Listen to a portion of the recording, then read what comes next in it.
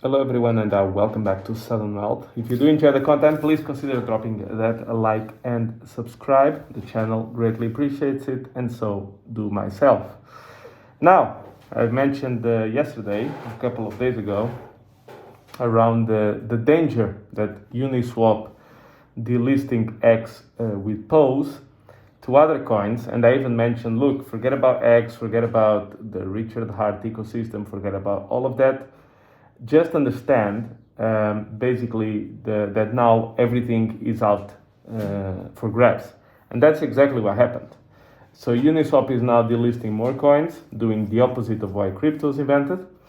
It is now basically proving to be quite the disappointment for the crypto space.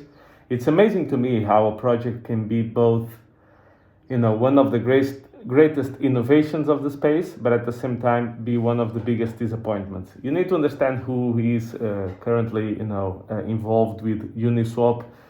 These are the same people who want you to, eat bugs. ESG is everything. World Economic Forum kind of people. These are all the same. With the same mentalities, okay? So there are all the discussions around. There are 100,000 genders and things like that. So these are the people who are involved in the project. Now, I want to make something very clear. Their innovation is amazing. Uniswap was an amazing innovation for the crypto space. So there is no question about it. Now it's not, everything they've ever done is bad and everything. No. They've done something great. The founder was always a bit, difficult to swallow for me, let's say. And now with this attitude, it's even worse, but they did contribute a lot for the crypto world. But I do think they have made huge steps to basically, that should render them, useless, and basically their whole purpose should disappear, in my opinion.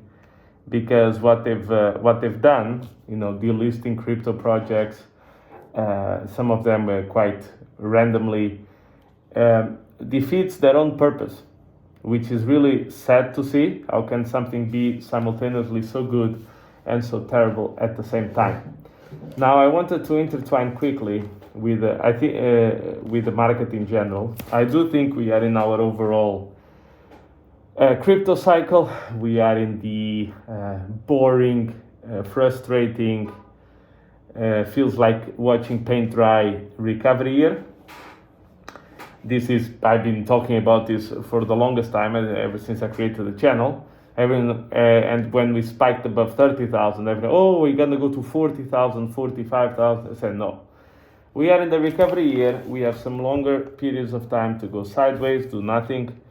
And this is just the way the markets work. Now, there's something popping up which is very relevant, and I don't see that many people talk about it, which is the bond market. You remember I mentioned that it's not the things that you know, it's what you think 100% are safe that can destroy you. Example, if you want to get rich, let's go back to 2000. You want to get rich, buy tech stocks. What happened? Tech stocks busted. You can never go wrong buying real estate. 2008, you see what happened.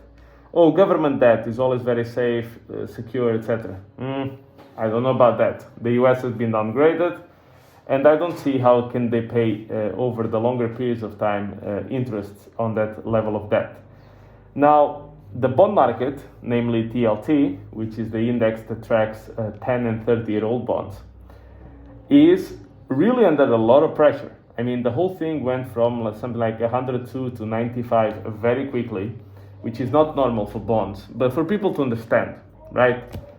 Bonds are about 350 to 400 trillion dollars all over the world. Stocks are about 100 to 120 trillion. Crypto is a bit more than 1 trillion. That's what we're talking about here. These are the orders of magnitude. So the bond market spells out in advance things for the stock market. This is very important for people to realize. The bond market is the big daddy. The stock market is the smaller player. It will always be a function of the bond market. Why? Because the majority of the liquid assets are on the bond market. So keep an eye for it, because the movements have been actually quite worrisome. But no, I'm not here. Oh my God, the world will be Mad Max in 2 days. That's it, we finished. No, I'm not one of those guys. By the way, I went to check Steven Van Meter, in case you guys don't know who he is. He was the bond king, the guy who sells you a lot of things, and he was advising you to buy TLT at 170, and it is now 95. So congratulations.